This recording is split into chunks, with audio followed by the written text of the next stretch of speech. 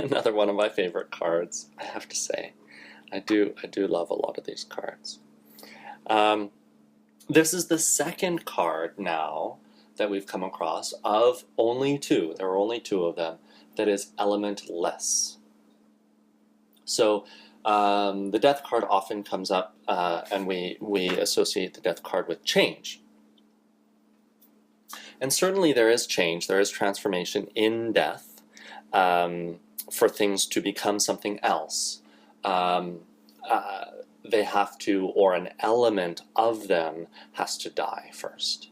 And so that's why there's actually no element in the death card, because the elements have died in death in order to be reborn as something else. But I'd like to emphasize, in the interpretation of this card and in the depiction of it graphically, that it's about endings. It's about things finishing, and these are big endings. They're not the same kind of endings that happen as a result of completion, although there may be some completion that occurs before the ending itself. But these are the endings where things really cease, where cycles don't really stop necessarily. The cycle hasn't stopped, but the cycle has, that particular cycle has ended and has matured. The potential then is for that cycle to mature into something different. Otherwise, it's just turning around on the wheel, the number 10 wheel, turning and turning and turning. And it can be the same cycle. It can be different variations of the same cycle, but it's really the same cycle. Whereas the death card now enables the opportunity for that cycle to end, and a new one to begin. And I think a lot of times we're eager to take the new beginnings interpretation, the new beginnings aspect of the death card, because I think we culturally we like beginnings. We're really interested in beginnings, and we're not so comfortable with endings. So things like the last time you'll see your graduating class at the end of school. It's a sad time.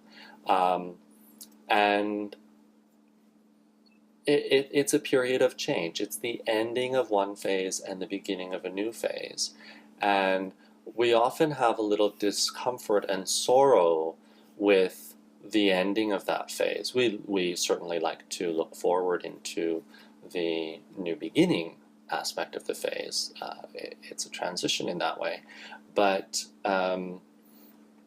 there's a loss there. There's a mourning that has to happen, and that doesn't necessarily have to be sad, but there is a loss, and there has to be a recognition that is over before we can move on to the next thing.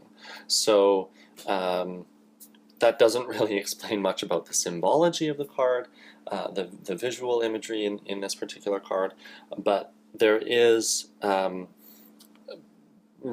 is the reasoning behind it being elementless, because the elements have to cease to exist for a new element to show up, or a new version of the element to show up. In this particular card, we have the light coming down, the light coming up, so it's a very balanced. That's another part of death is the equalizer. We all die. We are all going to die. Everything ends. And that there's an equality in that. Whether you're rich or you're poor, or you're a great person or a horrible person, young or old, death is the equalizer. It makes us all the same in that sense. We may try to escape or cheat it. We may find certain ways of escaping and cheating in it by leaving a legacy, or whatever the case is, leaving traces of ourselves, but in reality, it equalizes all of us. It evens the playing field, you could say. And you know, we're all going to be worms, or we're all going to be food for worms, and we're all going to be food for plants, and all of that stuff. So our material existence is, after it's broken down, after the elements are completely broken down to nothing, they actually, maybe not totally nothing, they become nourishment for something new. They do become something new.